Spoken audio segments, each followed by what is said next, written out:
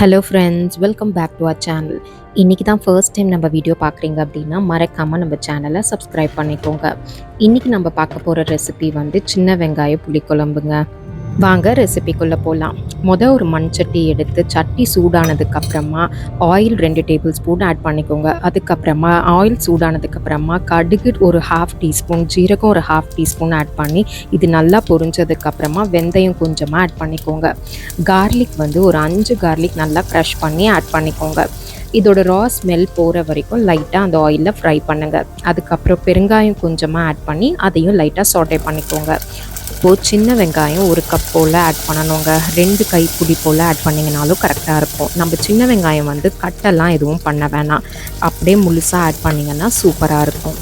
அதுக்கப்புறம் கறி லீவ்ஸ் வந்து கொஞ்சமாக ஆட் பண்ணிக்கோங்க.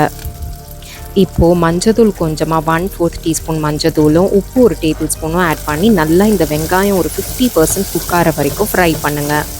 இந்த மாதிரி குழம்பெல்லாம் மண்சட்டியில் பண்ணும்போது இன்னும் நல்லா டேஸ்ட் என்ஹான்ஸ் பண்ணி சூப்பராக இருக்குங்க.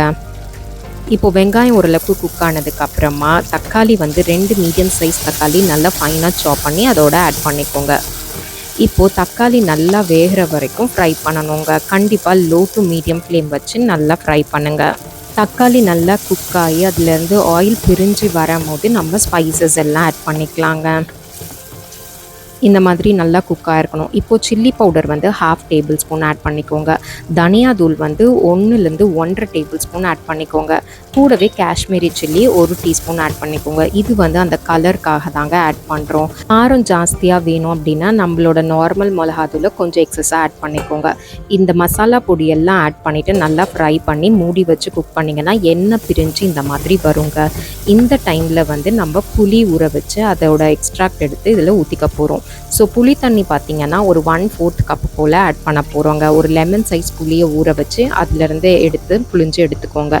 கூடவே ஒரு 150 to 200 ml of water add பண்ணிக்க போகிறோம்.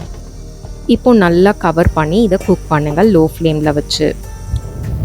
ஒரு 4 to 5 மினிட்ஸ் போல் கவர் பண்ணி குக் பண்ணுங்கள். அதுக்கப்புறம் எடுத்து இந்த மாதிரி மிக்ஸ் பண்ணி விட்டுட்டு கூடவே வந்து வெல்லம் 1 டீஸ்பூன் போல் ஆட் பண்ணிக்கோங்க.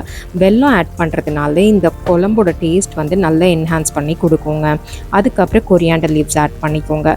இதோட ரா ஸ்மெல், நம்ம புளி தண்ணி ஆட் பண்ணோம்ல, அதோட ரா ஸ்மெல் போகிற வரைக்கும் இதை குக் பண்ணணுங்க. அதோட ரா ஸ்மெல் போனதுக்கப்புறமா நீங்கள் வெல்லம் லாஸ்ட்டாக ஆட் பண்ணி கொரியாண்டர் லீவ்ஸ் ஆட் பண்ணி இறக்கிடலாம். ஸோ இம்மீடியட்டாக வந்து ஸ்டவ் ஆஃப் பண்ணிவிட்டு க்ளோஸ் பண்ணி ஸ்டவ்லையே கொஞ்சம் நேரம் விட்டுருங்க. அப்படி விட்டுட்டு நீங்கள் எடுத்து பார்க்கும்போது இந்த மாதிரி எண்ணெய் பிரிஞ்சு நல்லா வந்திருக்குங்க. இந்த ஸ்டேஜில் வந்து குழம்பு நம்ம சாப்பிட்றதுக்கு ரெடி ஆகிடுச்சுன்னு அர்த்தம். ஸோ ஒயிட் ரைஸோட அப்பளம்லாம் வச்சு சாப்பிடும் போது இது ரொம்ப சூப்பராக இருக்குங்க.